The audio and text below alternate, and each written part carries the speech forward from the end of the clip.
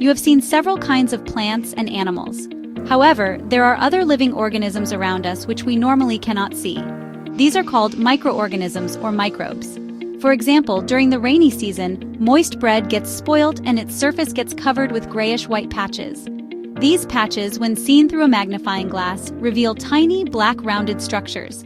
These come from microorganisms. Water and soil are full of tiny organisms, though not all fall into the category of microbes. These microorganisms or microbes are so small in size that they cannot be seen with the unaided eye. Some of these, such as the fungus that grows on bread, can be seen with a magnifying glass. Others cannot be seen without the help of a microscope. Microorganisms are classified into 4 major groups: bacteria, fungi, protozoa, and some algae.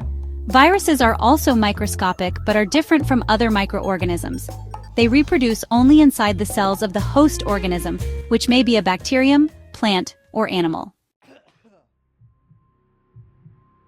Common ailments like cold, influenza, and most coughs are caused by viruses. Serious diseases like polio and chickenpox are also caused by viruses. Diseases like dysentery and malaria are caused by protozoa, whereas typhoid and tuberculosis are bacterial diseases. Microorganisms may be single-celled like bacteria, some algae, and protozoa, or multicellular, such as many algae and fungi. They live in all types of environments, from ice-cold climates to hot springs, from deserts to marshy lands. They are also found inside the bodies of animals, including humans.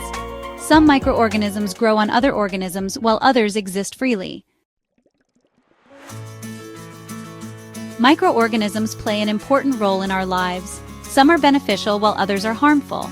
Microorganisms have been used for the production of alcohol since ages. Microorganisms are used in the preparation of curd, bread, and cake.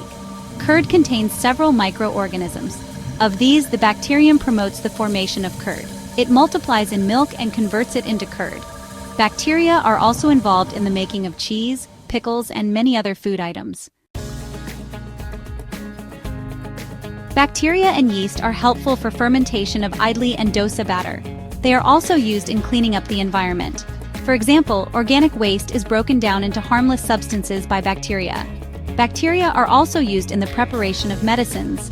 In agriculture, they increase soil fertility by fixing nitrogen. Microorganisms are used for the large-scale production of alcohol, wine, and acetic acid or vinegar. Yeast is used for commercial production of alcohol and wine.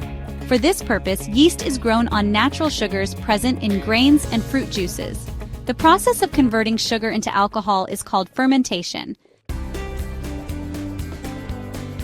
Antibiotic tablets, capsules, or injections like penicillin are obtained from microorganisms. These medicines kill or stop the growth of disease-causing microorganisms. Such medicines are called antibiotics. Many antibiotics are made from fungi and bacteria. Examples include streptomycin, tetracycline, and erythromycin. Antibiotics are also added to the feed of livestock and poultry. However, antibiotics should be taken only on a doctor's advice, and the full course must be completed.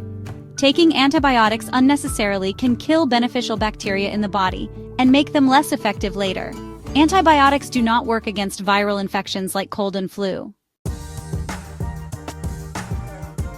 When a disease-causing microbe enters the body, it produces antibodies to fight it. The body remembers how to fight it if it returns.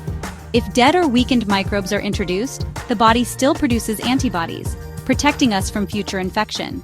This is how vaccines work. Diseases like cholera, tuberculosis, smallpox, and hepatitis can be prevented by vaccination.